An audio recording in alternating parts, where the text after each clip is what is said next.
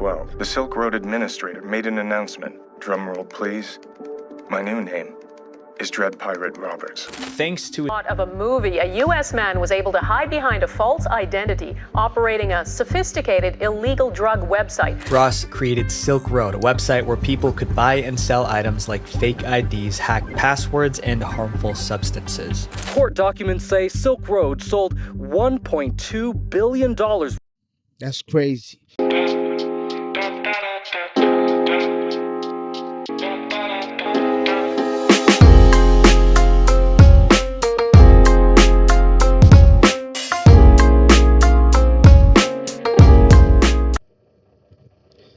What's up, yo?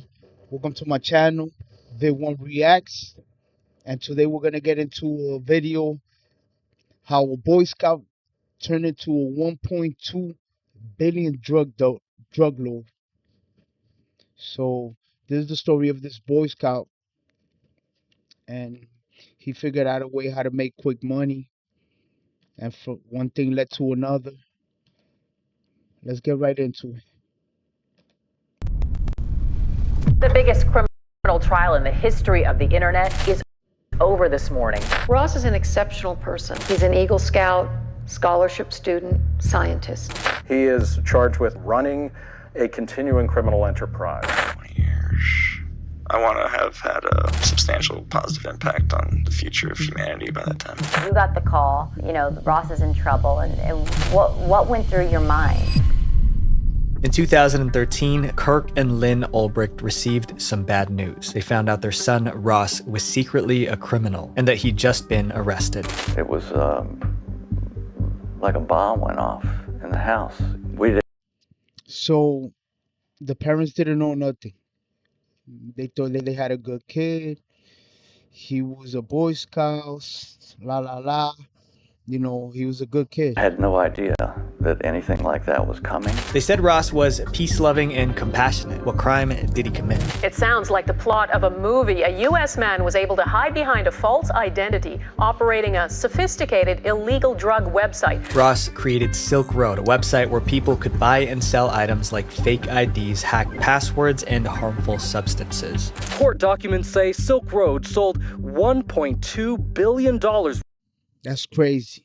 So it was like a dark web site.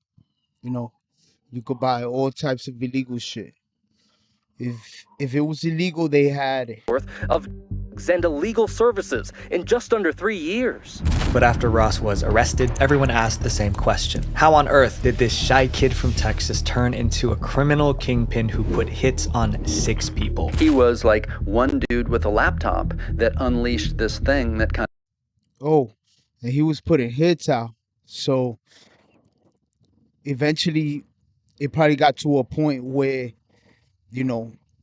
he had to establish his security, kind of metastasized and went over the whole world. This is the insane story of how a former Boy Scout became a $1.2 billion drug lord. My name is Visual Venture. I hope you guys have an amazing day. Shout out to Visual Venture. Make sure you like and subscribe his content. He got good content. Make sure you like and subscribe my content. And let's keep on. Innocent Boy Scout. To understand Ross's transformation, we have to go back to his childhood. Born in 1984, Ross Ulbricht grew up in Austin, Texas, with his parents Kirk and Lynn and his sister Kala. Ross always got good grades, and those who personally knew him thought of him as a bright and smart kid. But while his performance in class was amazing, what he did outside of school was even more impressive. He's an exceptional kid. He was an exceptional kid. He had qualities that are noble. As a kid, Ross was He was smart. He was a small kid. Maybe that had part to do with everything, He figured it out. Boy Scout. The mission of the Boy Scouts is to prepare young people to make ethical and moral choices over their lifetimes. To become a Boy Scout, Ross swore an oath to help others at all times and stay morally straight. He cares about people. He's honest, trustworthy. Ross was so good that he was promoted to Eagle Scout, a position given to Boy Scouts with the best character. Thanks to his good grades, Ross earned a scholarship to the University of Texas at Dallas and majored in physics. From there, he landed a graduate scholarship at Penn State for a master's in Like I said, the kid was smart, you know?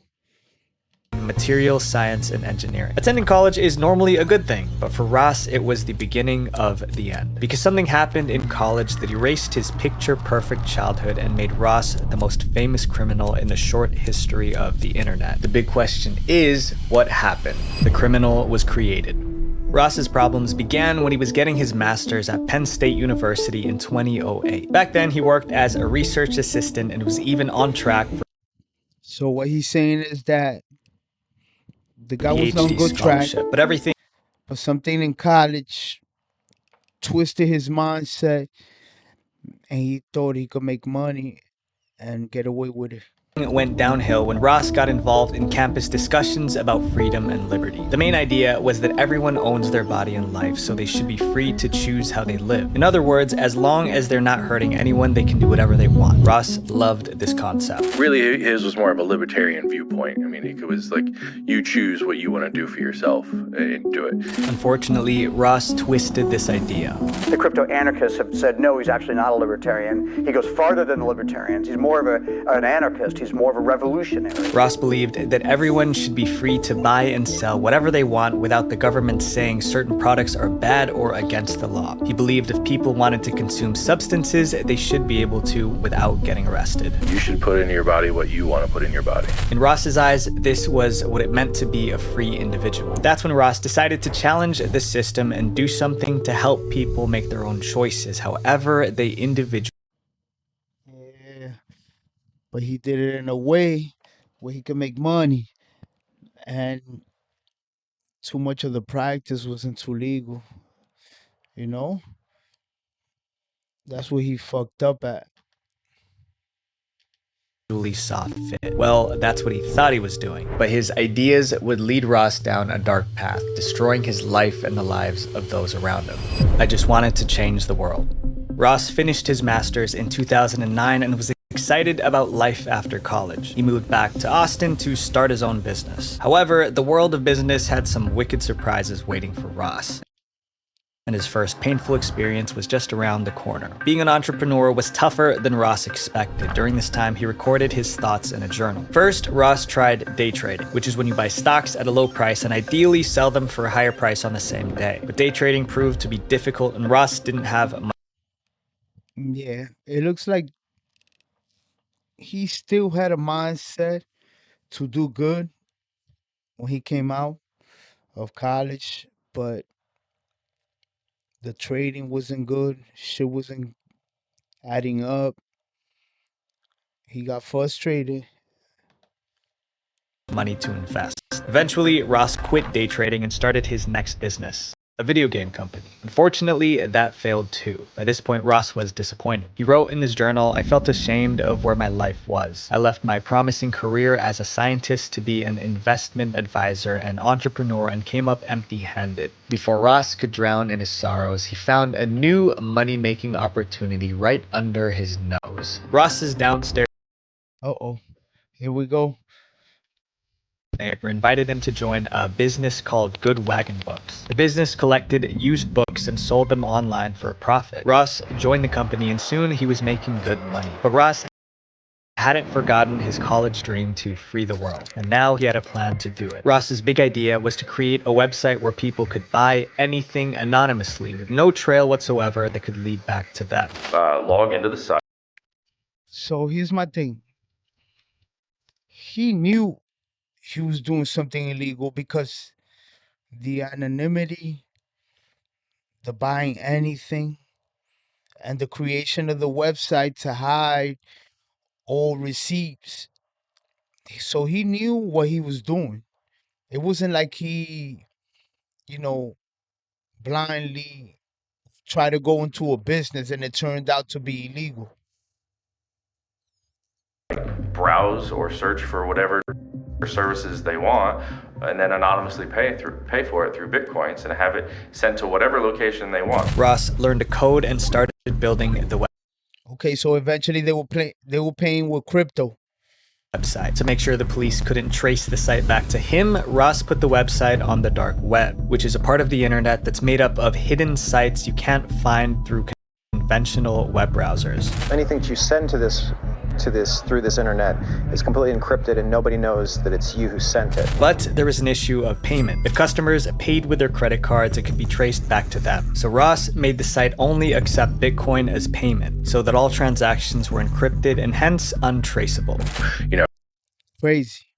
So he was doing cyber crimes before people were like that advanced. He already knew about Bitcoin, cryptocurrency, you know, the ledgers where nobody follows nothing and it can't be, you know, everything's encrypted.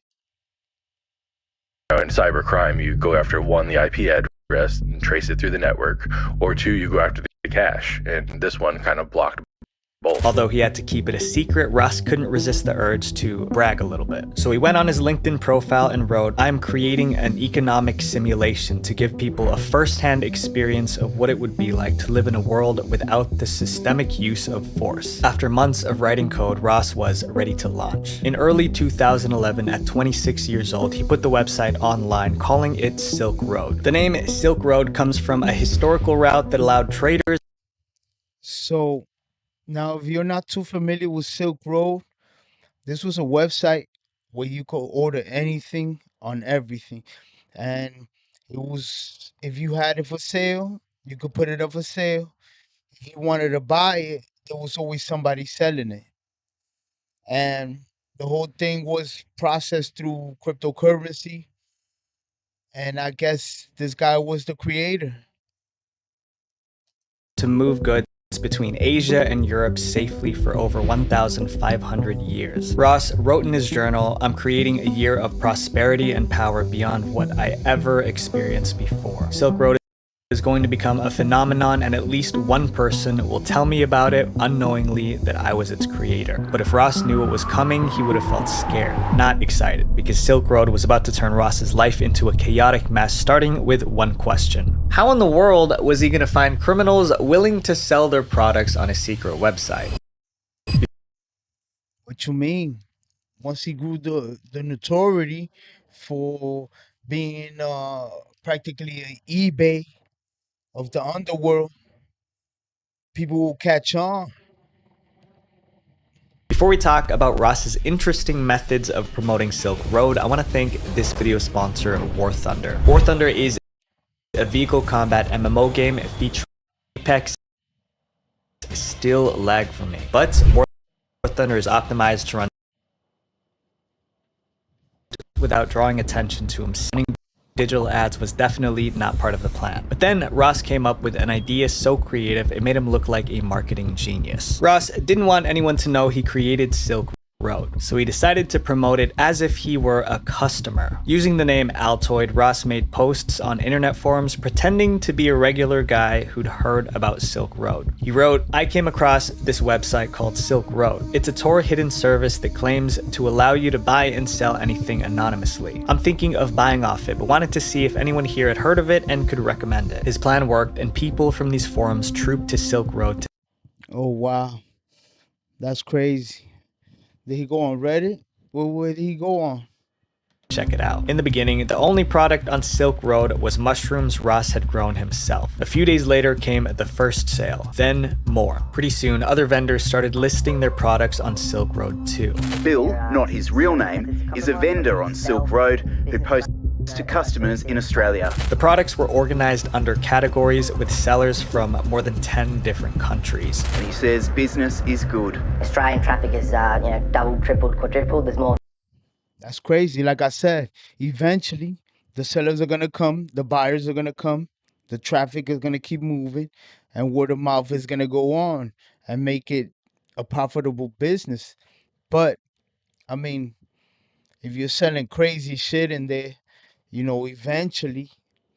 Vendors now, there's definitely more buyers. Ross had a booming business, and it even got to the point where he began creating seller guides to ensure products were free from detection. Buyers could even give sellers a rating after receiving their items. It was the first of its kind, and people sought it out. They realized that this was a new way to do basically like illegal e-commerce, essentially. But before Ross could celebrate, he was hit with a bigger problem, one involving someone Ross deeply cared about, his girlfriend. Ross met Julia Vi when they started dating at Penn State University. She was a freshman, he was a grad student. They were so close that when Ross got his master's degree and moved back to Austin, Vi left school and moved to be with him. However, it started to fall apart when Ross told Julia about Silk Road. Julia...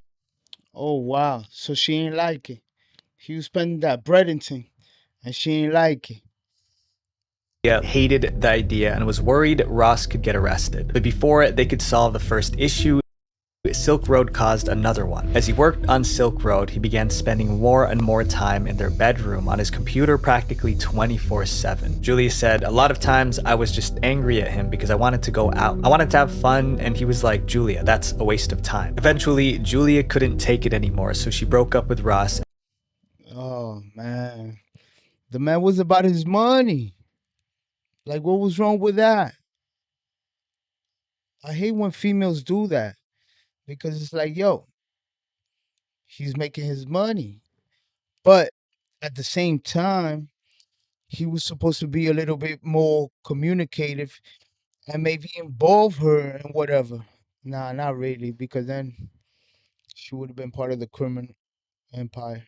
Moved out. Julia later said, "Probably one of the main reasons why we broke up was because I felt like he put this insane pressure on me to keep this insane secret." Ross was heartbroken, but he didn't have time to feel sorry for himself because someone who knew about Silk Road was about to expose the secret website to the entire world. And doing that would put a target on Ross's back, turning from a nobody to one of the most wanted men in America. In June 2011, a blog called Gawker published an article about Silk Road that went viral. Suddenly, millions of new customers were visiting the site. Hundreds of thousands of users use the impossible-to-trace website, which... Oh, man. All it took was a vlog. And instead of trying to oust them, it became more popular. Look at that. Vendors. 11,954 vendors. With 40,071 items. That's ridiculous. Customer support on Red. Oh, it got crazy. Which sells forged documents and even hitmen. It's called the Silk Road. Ross wrote in his journal, Silk Road got its first press, the infamous Gawker article. You can see right when it happened, a huge spike in signups. Just look at some of the 13,000 items offered through that underground site. But the publicity came with a downside. Silk Road was now on law enforcement's radar. Ross wrote in his journal, "The US government, my main enemy, was aware of me, and some of its members were calling for my destruction." Ross was feeling very anxious, but soon... I mean, eventually, what you thought was gonna happen, like, shit was gonna go down. You're selling all types of crazy shit. I mean, hitmen? Come on. His anxiety turned into confidence because Ross was about to meet someone who'd teach him everything he needed to be a real criminal. Ross was about to get his very own crime coach. Ross met a man called Variety Jones on the Silk Road website. Jones was older, more experienced, and became a mentor to Ross. Variety helped Ross improve Silk Road security, boost sales, and grow the business. Ross wrote in his journal, "Variety Jones has helped me see a larger vision, a brand that people can come to trust and rally behind. And it's been amazing just talking to a guy who was so intelligent and in the same boat as me." By 2012, Ross officially hired Variety Jones as his coach and sometimes paid Jones as much as $60,000 per session.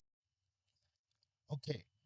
My thing is, this shit right here that he's highlighting, is it off of the for the minutes? Because I'm pretty sure that's not an article.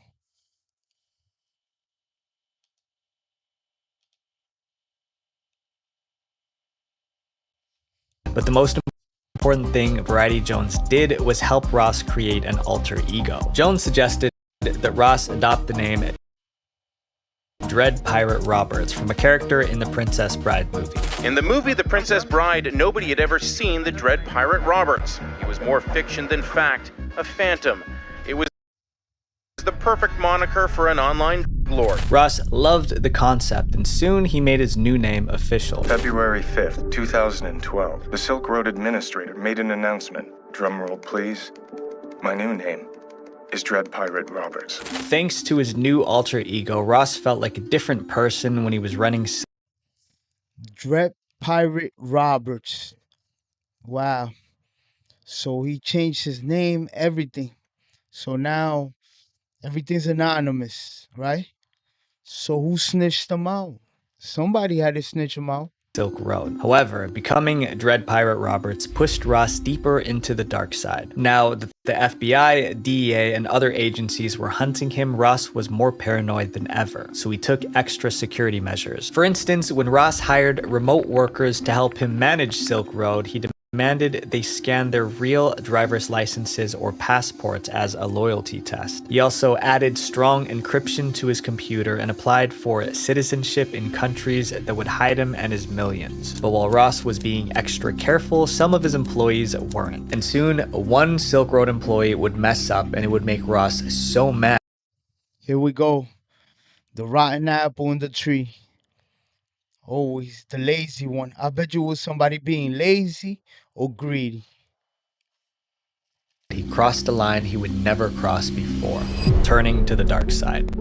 Curtis Clark Green was a Silk Road employee who got himself in serious trouble. In January 2013, Curtis was arrested in a sting operation by the DEA. Two of the arresting agents were Carl Force and Sean Bridges, both Baltimore Silk Road Task Force members. The first agent, Carl Force, had signed up on Silk Road, posing as a seller named Knob. Using this undercover identity, Knob started chatting with Dread Pirate Robert. Oh, so they hired a whole section for Silk Road. And now the investigation went into undercover agents going in deep undercover as buyers, probably as sellers too, who knows. And I mean, eventually they developed a communication with one of the employees. Until they became friends. After Curtis Green was arrested, agents Force and Bridges pressured him to spill everything he knew about Silk Road, so he did. Green told them everything, including his employee login credentials. Green also mentioned that as a Silk Road employee, there you go. There go the snitch. We found them. We found them, Jack.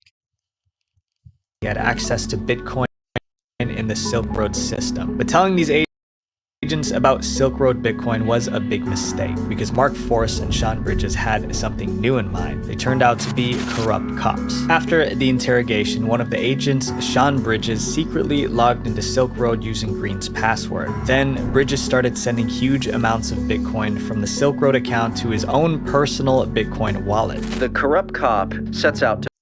Oh, shit. So the cops was like, yo. They looked at each other and was like, yo. I mean, we can take some of this shit, B. It's a lot of money. How much we got paid this week?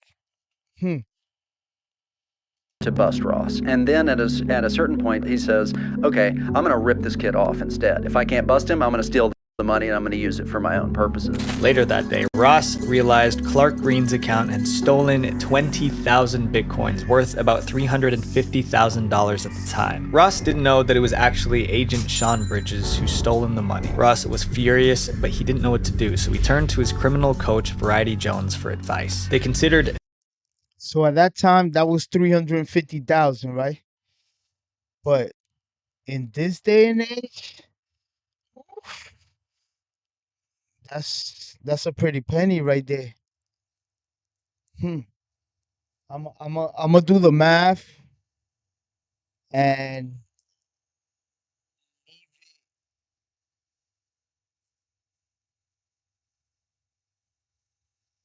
I'm gonna do the math and leave it right there. How much it is now? Scaring Green into to returning the stolen money. But Variety Jones wanted Green's punishment to be so severe, it would make everyone scared to break the rules. Therefore, Variety Jones suggested the ultimate punishment, ending Green. Ross agreed and replied, "I would have no problem wasting this guy." Now, they needed a hitman, and by coincidence, Ross offered the contract to Knob, the same undercover DEA agent. Wow, that's crazy. So now they're gonna off Green, but they hired the same dude that robbed them. Because the dude is still in the system acting like he's there, he's good. Arrested Green, Carl Force. They agreed on $80,000 for the job. But Knob was a DEA agent. Was he actually going to carry out a hit? No, but he still wanted the money. So instead of actually ending Green, he would fake it. Knob made Green lie on the floor and splashed Campbell's Chicken and Stars soup on him as fake blood. Then he sent the photos to Ross as proof and received payment. This was the first time Ross tried to end a man's life, but it wouldn't be his last, as Ross allegedly... Wow, they played him.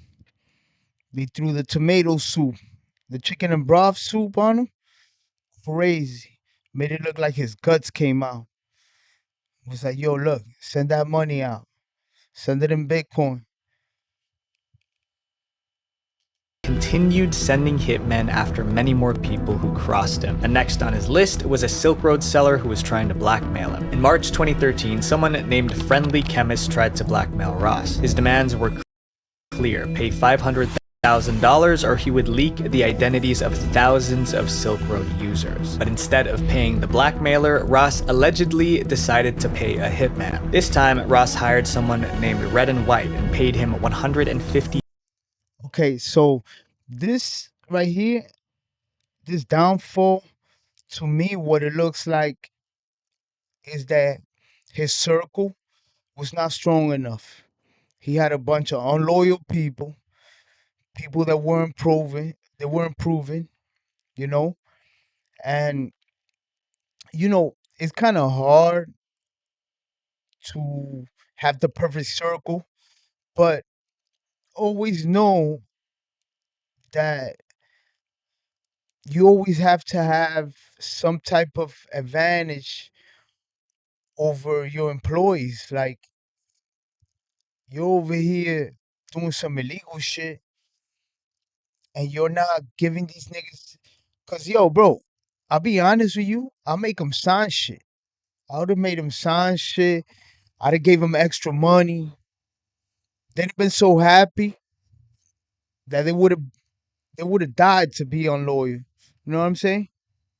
$1,000 worth of Bitcoin for the job. A few days later, the hitman sent Ross photographic proof confirming. But at the end of the day, too, an unloyal motherfucker is an unloyal motherfucker, B.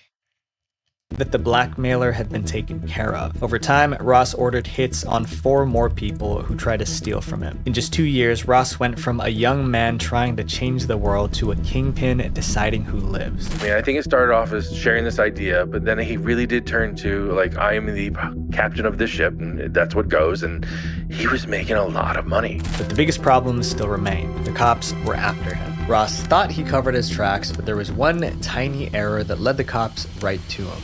The search for Dread Pirate Roberts. Silk Road was now the most... And that's another thing too. Once you brand yourself, now you're making it bigger than what it is. It's like somebody's in a block. They're selling a certain type of drug, right? It's illegal, but once they put a stamp on it and call it something, now you're organized. You understand? That gives it a sense of organization, a stamp, a brand. So now he comes up with this Dread Pirate Roberts. Now you're an entity. You're bigger than life. And this is when law enforcement comes in and starts searching for you. sophisticated and extensive criminal marketplace on the internet, and folks who never thought about breaking the law now could with the click of a button thanks to Tor and Bitcoin technology. Meanwhile, Dread Pirate Roberts was enjoying his newfound fame and even took an interview with reporters. During the interview, Dread Pirate Roberts was certain that he was going to remain anonymous. He was so confident that he was never going to be found. However, he wouldn't have been so confident if he knew what the FBI had just found. It was a small discovery, but it had the power to blow the lid off the entire Silk Road operation. So he got cocky. He got cocky because he began taking interviews, you know, souping up his own ego. But at the end of the day, bro, it's you against an army, man. You understand what I'm saying? And these people, they bend the laws. They could do whatever they want just to catch you. During the summer of 2013, FBI agents noticed a flaw in Silk Road's code. But this wasn't just any coding error. It was an error that leaked the IP address of the Silk Road server. The server was like a big computer that ran and recorded everything that happened on Silk Road. The FBI agents traced the Silk Road server to a data center in Iceland. Turning off the server would have taken Silk Road offline, at least temporarily. But instead of doing that, the FBI decided to play the long game. They made a mirror image copy of the server. This meant the FBI could spy on Silk Road, allowing them to see everything. Wow. In other words, they cloned the server. So now whatever the server's uploading and downloading, they're getting the same effect and they're checking everything out. Wow. Transactions, private messages, and even records of Dread Pirate Roberts' own activities. That's when they discovered that in just 2 years, Silk Road had processed 1.2 million transactions, generating roughly $1 billion in the process. The information on the $1 billion. Wow. And that's what they calculated as a possibility. Who knows? It could have been way more. server was valuable, but it did not reveal Dread Pirate Roberts' true identity. However, they did find one last thing that would turn out to be incredibly useful. The Silk Road server was run by a person with the username Frosty. We had a computer that we knew the admin was logging into a computer called from a computer called Frosty. So you know when you set up your computer, you name it. Frosty was the main admin coming into Silk Road all the time. But while the FBI was still trying to put the pieces together, someone else had already figured out who Dread Pirate Roberts truly was, and he solved the mystery with only 3 clicks on Google search. Gary Alfred was an IRS investigator with a simple strategy. He wanted to find the first time Silk Road was mentioned online. He figured someone must have told other. Wow. That was smart. He went back into history to find out who was the first person that said Silk Road is this. Hey, Silk Road. And remember, like I said before, in the internet, you always leave footprints forever. They're called forever prints. You understand? There's different websites and apps that could fix that. Well, that could cover at least 75% of those prints, but you still have prints. People about Silk Road before it got big, and that someone was probably Dread Pirate Roberts or someone close to him. So Gary entered Silk Road onto Google and discovered a post from January 2011 on a Bitcoin forum. The post was written by someone called Altoid, who described Silk Road as kind of an anonymous Amazon.com and gave steps on how to find the website. Altoid also made a similar post on shroomery.org. Remember, these were the posts Ross made in his marketing plan to grow the website. Gary made a note that Altoid was the first person to talk about Silk Road online. Next, Gary decided to check out some of Altoid's other posts. He found several, however, one from October 2011 stood out. In that post, Altoid was trying to recruit programmers to work in a Bitcoin startup company. This was interesting because Silk Road could be considered a Bitcoin startup. Although this was all good stuff. Yeah, this dude was smart. He went back. He went back and dissected every post, every blog. was the last part of the post that blew Gary's mind. It said, if interested, please send your answers to the following questions to rossolbricht@gmail.com. Gary was looking at the name of a real person, Ross Ulbricht. However, Gary wanted more proof, so he browsed the web for more information about Ross Ulbricht. His search led him to Stack Overflow, a website where programmers ask coding questions. In March 2012, someone with the username Ross Ulbricht asked a coding question about Tor, the dark web browser that Silk Road was running on. First, Ross posted the question with his real name, and then less than 1 minute later, he changed his username from Ross Ulbricht to Frosty. Gary didn't realize how important. Wow. That's crazy. The crazy thing is how he found out that he changed it a minute later. Did he look at the logs? Did he look at the logs of the website? That's crazy though. You see? See what I mean? They could catch you, man. When it comes to that digital world, you gotta have crazy steps beyond steps and remember what you did. The name Frosty was, but with his final discovery, Gary raced to the FBI to blow the whistle on Ross. In September 2023, Gary Alfred, because he fucked up. He used his real name, Gmail, right? And then he goes on a website for coding and asks a question about the dark web, and then using the name, his name, and then I guess he was like, oh shit, let me change that. And then he puts Frosty, the name of his computer, which is crazy. Like, I don't know. contacted smart, but the not witty. FBI and explained why he thought Ross Ulbricht was Dread Pirate Roberts. The agents thought Gary's discoveries were interesting, but they weren't so sure that Ross, who used to be a kind Boy Scout, was a criminal mastermind. That was until Gary said Ross changed his username to Frosty on Stack Overflow. I said, well, there's one other link I found. I found that Ross Ulbricht was linked to this avatar, Frosty. The FBI agent starts coming in, like, what? What was that? What is this Frosty? Gary didn't know why the FBI agent was fixated on the name Frosty. So I explained to him that's just the avatar he used. You know, I thought it was kind of strange he was asking this question, but then he says that is the name of the user. Once he said that, he knew that's the name of the user computer. And he was like, oh shit, that's crazy. Frosty. That operates the site, Frosty. The agents began to think Gary might be right. The FBI looked into Ross's life and found more proof that he might be Dread Pirate Roberts. They even found Ross's LinkedIn post where he announced, I'm creating an economic simulation to give people a first-hand experience of what it would be like to live in a world without the systematic use of force. Even though the FBI believed Ross Ulbricht was Dread Pirate Roberts, they still needed solid proof. They needed to catch him red-handed with his fingers literally on the keyboard. They needed to do it fast before Ross discovered they were onto him and disappeared. Time's up. Within 10 days. Yeah, eventually, because he could say that wasn't him that was using the computer.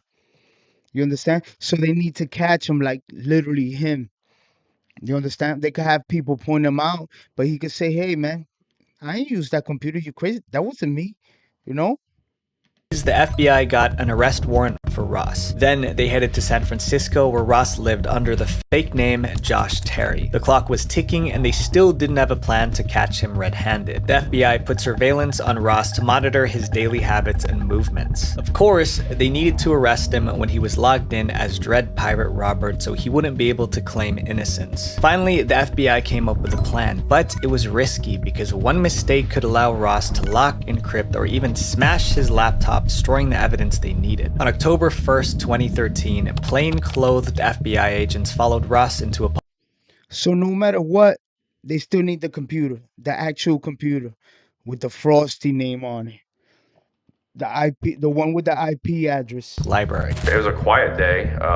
There was quite a few users in there, but as it being a library, it was pretty quiet. Ross sat in a corner and pulled out his laptop. He didn't realize many of the random folks at the library that day were undercover FBI agents. There was a team of FBI agents that had put themselves in a place to be able to get the laptop and effect the arrest at the same time. The agents wanted to make sure that Ross was logged in as Dread Pirate Roberts before the arrest, and they knew exactly how to make that happen. A few months earlier, the FBI had arrested a Silk Road employee.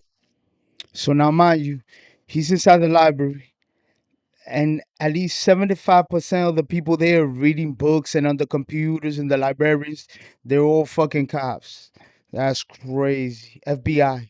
Named Cirrus and taking over their account. As a Silk Road employee, Cirrus had a direct line to Ross. So the agents used Cirrus's account to send Ross a message on Silk Road, tricking him into logging into the site. Cirrus asked Ross, "Can you check one of the flagged messages for me?" Ross replied, "Sure, let me log in." The agents watched Ross as he tapped on his keyboard, accessing Silk Road. A few seconds later, two undercover agents inside the library started to fake a fight to distract Ross. The fight was so loud that Ross turned his head to see what was happening. That was the opportunity the FBI needed. While Ross was staring at the fight, another agent came up from behind and grabbed Ross's laptop. From the corner of his eye, Ross saw— Wow.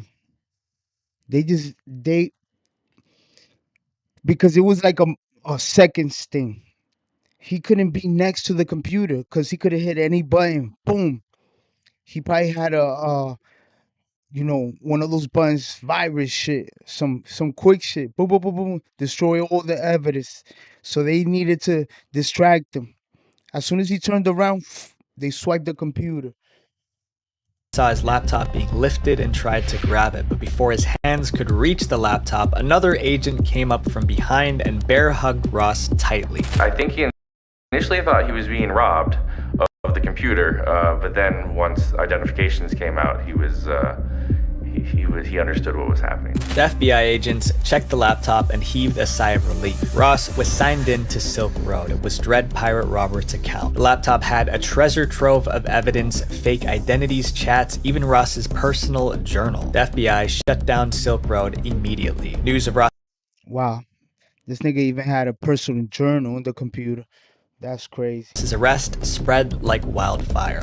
The FBI today shut down what it's calling the most sophisticated internet site in the business. The secretive Dread Pirate Roberts was arrested in the most unlikely of places, this local public library in this San Francisco neighborhood. Ross was slapped with multiple charges, including money laundering, conspiracy, and engaging in continuing criminal enterprise. But Ross wasn't going down without a fight. He said he wasn't guilty, claiming he was framed. If the US government wanted Ross in jail, they would have to win a tough courtroom battle to put him there. Prison life awaits. The trial began in— Yeah, but I mean, after they call the computer, and you already know they got half your staff locked up, they're snitching. So it's like, why not just look for a deal?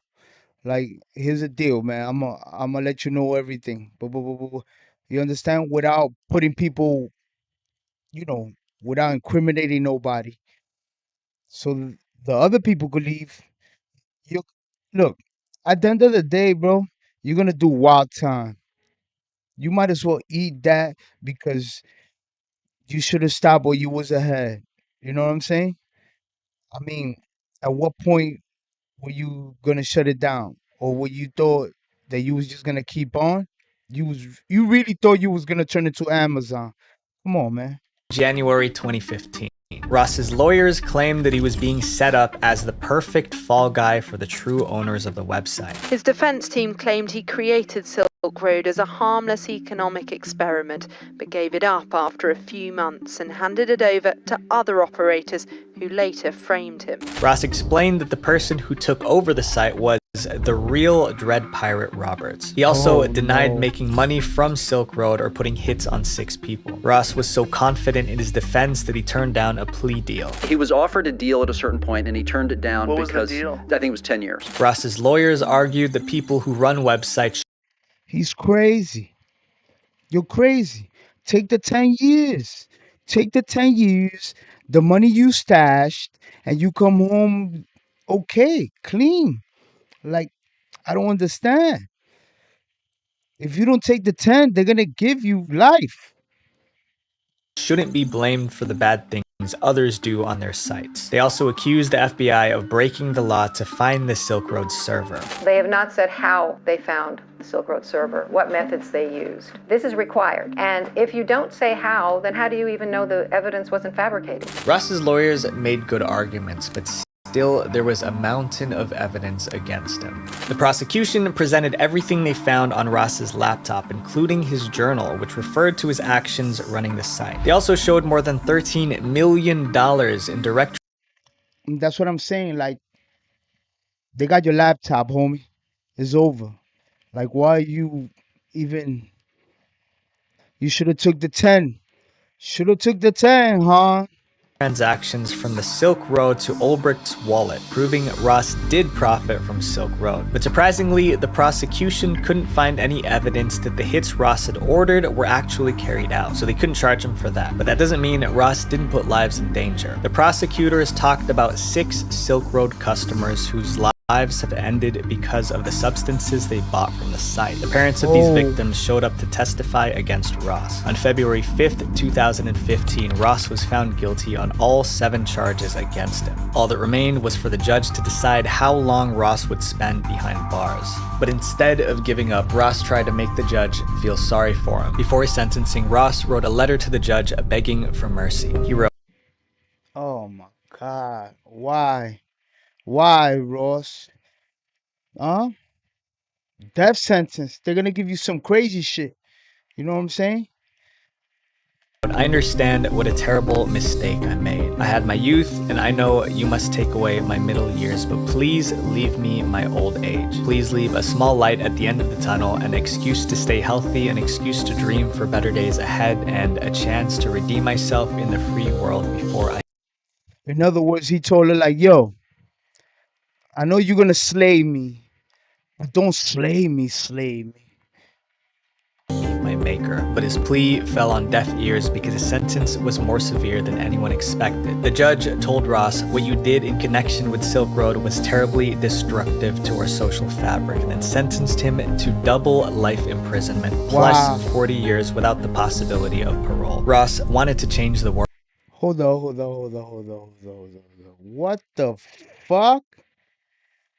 She sentenced him to double life imprisonment plus 40 years without the possibility of parole. Wow. She might as well have fucking had him beat up right there in the courtroom too. Possibility of parole. Ross wanted to change the world. His journey began as a good kid, and then he made one bad decision after another, eventually becoming something that no one could have ever imagined. My friends, the seemingly small choices that you make every day will either destroy your life or make the world a better place. So choose wisely. Visual Venture. Thanks a ton to Warthon. Wow. Ross the boss. This nigga's crazy, bro. He should have, I mean, there's so much shit he could have did different, but at the end of the day, you know, if you catch a good thing, whatever, eh, you run it, but you got to know when to get out. I'm not condoning illegal activities either, because we're in a world where you do wrong and you're gonna get caught. So, you know, you might as well stay on the path. He was in a good path. He was gonna be a scientist. He was gonna do his thing, and something triggered him. You know, his failures triggered him. From me, if you see you're failing, don't let that trigger you into doing something stupid. You know, just keep going at it in different ways. Eventually, you get there. That's enough for me, man. I hope you like my video. I hope you like the content. Shout out to Visual Ventures. Make sure you like and subscribe his content. Like and subscribe mine. Until next time, man. Peace.